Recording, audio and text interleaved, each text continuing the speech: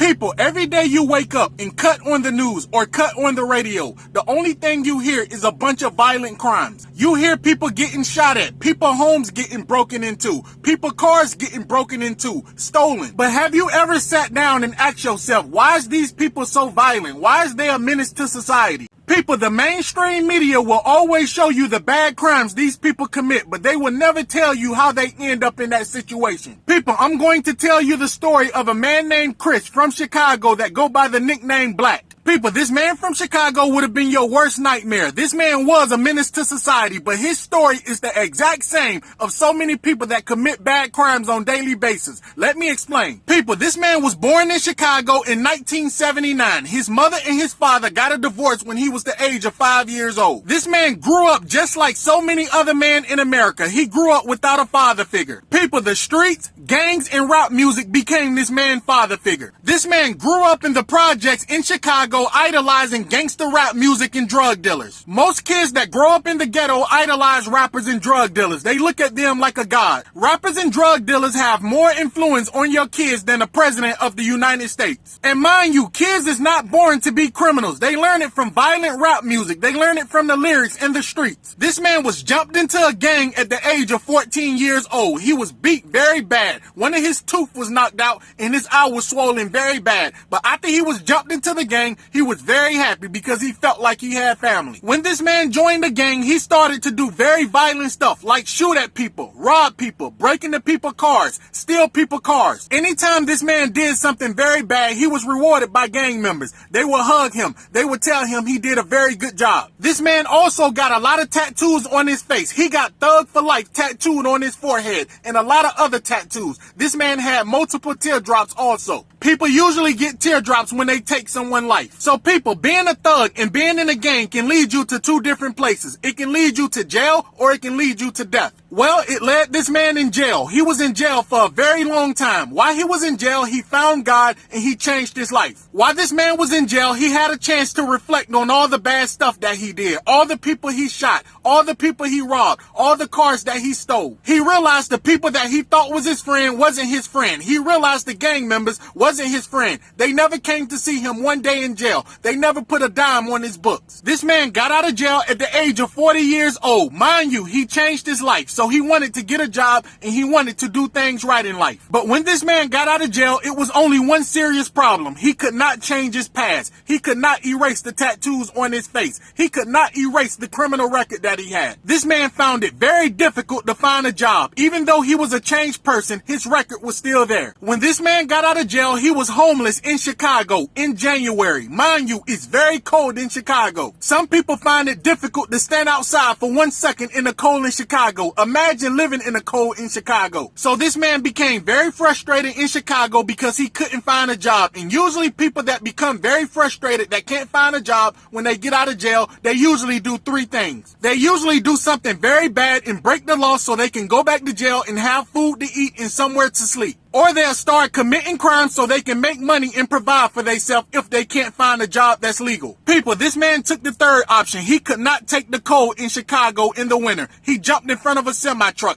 and the semi-truck dragged him down the street. People, you can change your life, but you cannot change your past. If you do crimes and you go to prison, it will be very difficult for you to find a job when you get out. People, also, it's an old saying, it take a village to raise a child. That's so true. People, a single mother can bust her rear end and do everything in her power to raise that child, and that child can still grow up to be a menace to society. People, the same exact thing applies to a father. Even if a mother and a father together, even if the pastor is in that child's life, even if the uncle, the auntie, the child can still grow up to be a menace to society. People, rap music and violent lyrics in the streets and drug dealers have more influence over our kids than the president. Kids will grow up and be a menace to society because they was influenced by drug dealers and gangster rap lyrics. People, your best shot at saving your children is when they're young, because when the rap lyrics and the gangster rappers in the streets get a hold of your children, it's over. No child on planet Earth is born to be a criminal. They learned it from somewhere. People, a lot of y'all know who Cardi B is, right? She's a rapper. She made a song called WAP. But guess what? She do not let her daughter listen at that song because she know it's poison. A lot of y'all know who Young Jeezy is. All he talk about is selling drugs in the streets. He loved the streets. But guess what? He sent his kids to college. So people, do everything in your power to protect your children from violent rap music in the streets because they learn at a very young age.